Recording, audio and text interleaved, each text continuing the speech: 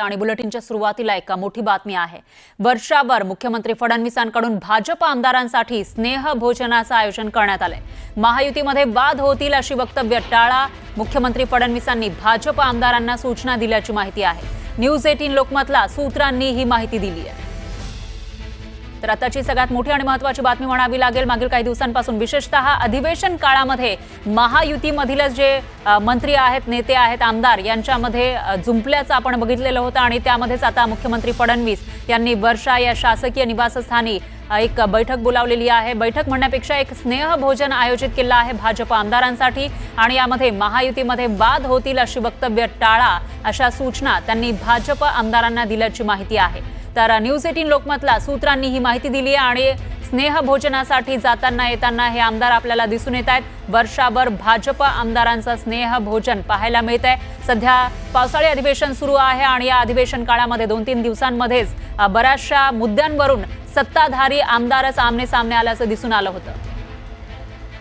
आणि याविषयी अधिक माहितीसाठी आपले प्रतिनिधी तुषार रूपनवर हे आपल्या सोबत जोडले गेले आहेत। तुषार, काय सांगाल? अधिवेशन सुरू आहे आणि दुसरीकडे वर्षाभर भाजप आमदारांसाठी हे स्नेह भोजन निमित्त नेमकं काय?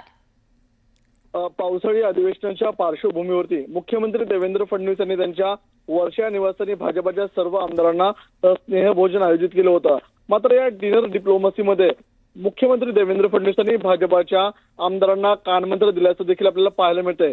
महायुतीमध्ये वाद निर्माण होतील अशी वक्तव्य टाळा अशा सूचना वजा आदेश मुख्यमंत्री देवेंद्र फडणवीस यांनी काही आमदारांना दिल्याचं पाहायला मिळतंय। त्याचप्रमाणे येणाऱ्या स्थानिक स्वराज्य संस्थांच्या निवडणुकीसाठी प्रत्येक आमदारांनी आपल्या प्रभागामध्ये ऍक्टिव्ह राहण्याचं देखील सांगितलेलं आहे। त्याचप्रमाणे आता पावसाळी अधिवेशन सुरू आहे, जनतेचे प्रश्न खूप महत्वाचे आहेत।